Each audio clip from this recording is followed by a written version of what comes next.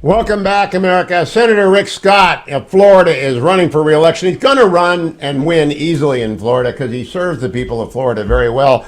But I want to talk to him about this headline story. Good morning, Senator Scott. Great to talk to you again. Good morning. How you doing? I was better before I read the New York Times this morning. U.S. on track to add 19 trillion in new debt over 10 years. That, Senator Scott, will take us to $50 trillion in national debt. If the interest rate is 5%, that will be $2.5 trillion in a year in interest rate. What are we going to do? Hugh, we got to do what I did in Florida. We've got to start looking at a budget, look at every line of the budget, and pick the things that are most important to us. That's what your family does. That's what you do. That's what everybody in this country does. Your government just hasn't been doing it. We've got $31.5 trillion worth of debt, and look at just the last 2 years. $1.8 trillion omnibus, $1.2 trillion so-called infrastructure, which wasn't, $280 billion anti-China bill, which was an anti-China. Just the spending is unbelievable. We've taken, just in 4 years, the expenditures of this country will go from 4.4 to over $6 trillion a year. I mean, this has got to end. I mean, like, if you care about the military, if you care about any of our safety nets, then you have to balance a budget. That's what we all do. We do it in our personal lives. I mean, if you want to be able to send your kid to college, you say, "Well, I got to save money." Yeah, this is just entitlement, Senator. For a rainy day. If anything happens in the United States, as happened in Turkey and Syria, and by the way, it could. I mean, I live on a fault in California. There's a Mississippi River fault as well. There are faults off the coast of Oregon. We're not going to not do anything. We're going to print the money. So I think right now the best case scenario is $50 trillion in debt by 2034. It's not going to happen. Hugh, I'm hell bent on making sure that doesn't happen.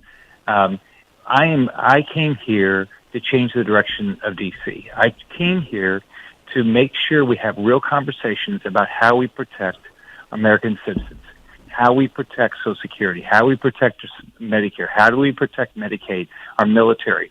And you only do it through fiscal responsibility. And it's going to happen. And by the way, Hugh, at some point, bondholders are going to say, I'm not going to buy American treasuries. I don't trust that they'll pay the interest expense. Because you have to rely on American taxpayers to want to they're going to keep paying for this.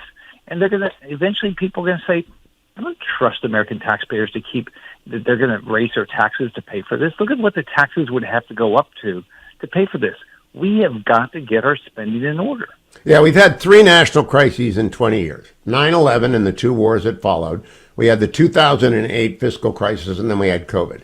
So the debt went crazy because we had deficit spending far more than we had, say, under Bill Clinton and early George W. Bush. The question is now entitlement reform, and that won't happen unless the president leads. Do you expect anything from Joe Biden on this? No, he's being reckless right now. He's being completely reckless that he will not have any conversation about raising the debt ceiling. I mean, I am going to bust my butt to make sure that we do not raise the debt ceiling without getting a real structural change. So we preserve the things we care about. Get rid of the things that might be nice to have, but you can't afford it.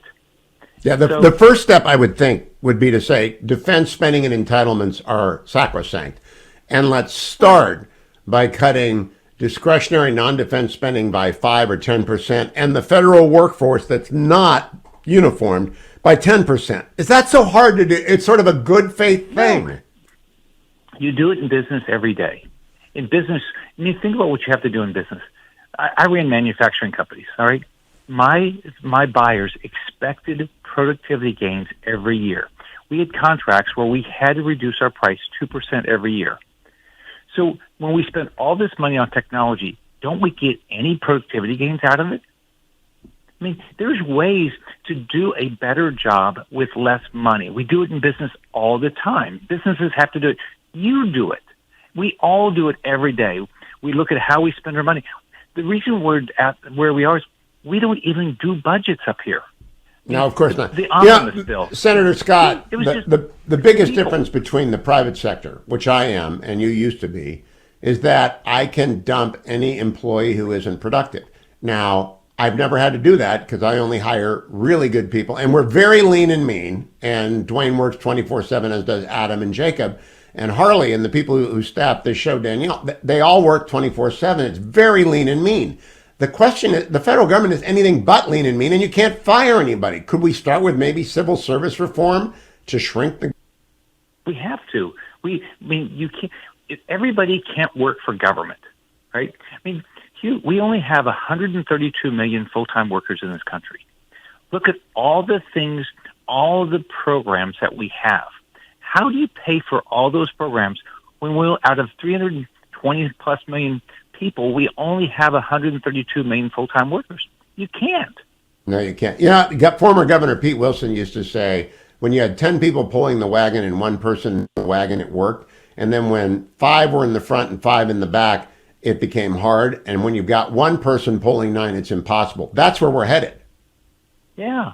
So look here, what I'm going to keep doing is I'm going to say, we can fix this because we can, but you do it by going line by line through budgets. I'm on the budget committee. For the last 4 years, we don't do budgets. We don't even try. Yeah, that's astonishing. As a taxpayer, you should be mad. Your money is being wasted. This omnibus bill that was passed, nobody read it. 3 times the size of the Bible. We got it at 1:30 in the morning on a Tuesday.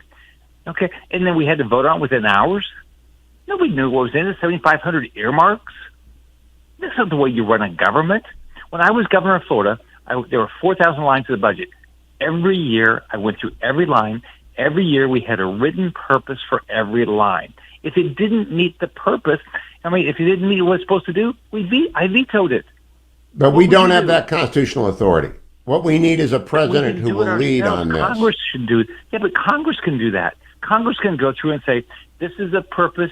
It's not meeting the purpose. We're not doing that anymore. Who's the chairman of budget, our job though? Is. Who is the chairman of your committee?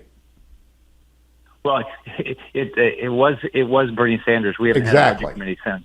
Yeah, exactly. I mean, Bernie Sanders, if he was running the world, I don't think he even understands what this debt means. So, Senator Scott, let me move to politics while we have the chance. How does the Florida race look? How do people help you?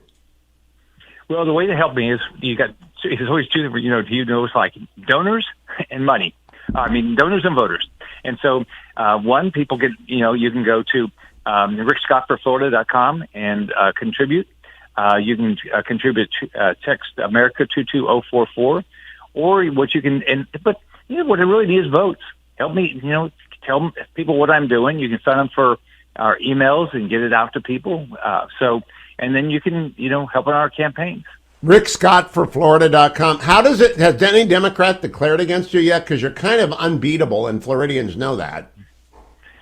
No, I no, and I'm gonna work hard. I'm gonna continue to represent my state. I'm traveling every day. I'll be at a big rally tonight, 500 people in a small county, Gilchrist County, and I'm going to travel every day for the next 2 years. Make sure people in Florida know me. So they're going to know exactly what I run on.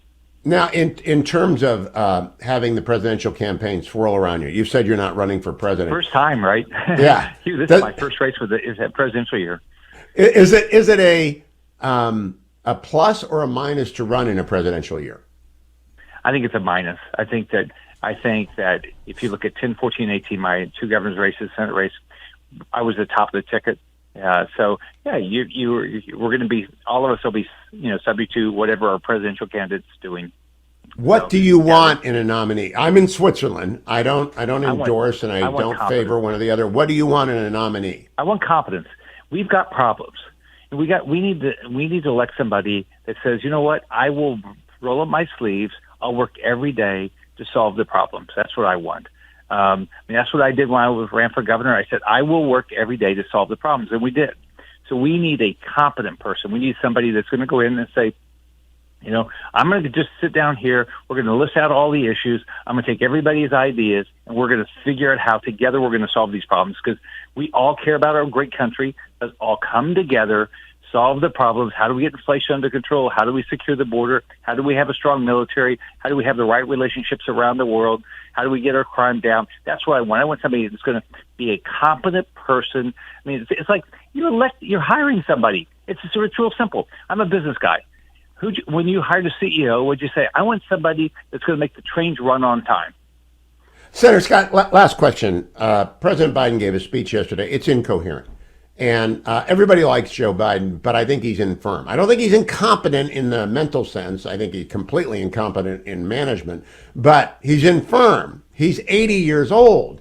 Does he not know? I mean, do the people around him not tell him that he is not communicating and he's not governing?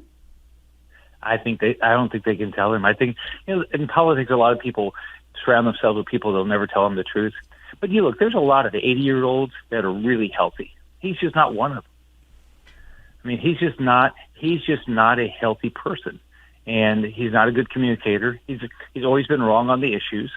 But there's a lot of. I mean, I live in Florida. There's a lot of 80-year-olds that are very competent. I know a lot of those. They're listening right now. That's not this. And boy, you wouldn't hire him. Would you hire Joe Biden to run your company? I wouldn't even interview him.